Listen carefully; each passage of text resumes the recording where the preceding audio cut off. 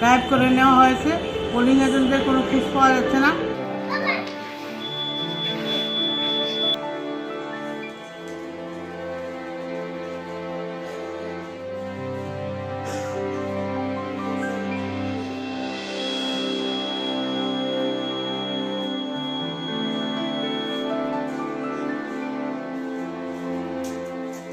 আমি আগরতলা মিউনিসিপ্যালিটি 40 নম্বর ওয়ার্ডের তৃণমূল কংগ্রেসের প্রার্থী সঙ্গীতা ব্যানার্জি। শঙ্করাচার্য স্কুলের 4-5 বুথে আমার পোলিং এজেন্টদেরকে গায়েব করে নেওয়া হয়েছে। পোলিং এজেন্টদের কোনো খোঁজ পাওয়া যাচ্ছে না। পোলিং এজেন্টদের বাড়ি থেকে আমাকে ফোন করে বলছে আমাদের ছেলেবেলে কই, আমরা যোগাযোগ করতে পারছি না। এখন পোলিং এজেন্টের কোনো খোঁজখবর নেই, এখন কিছু ভোটও দিচ্ছে না।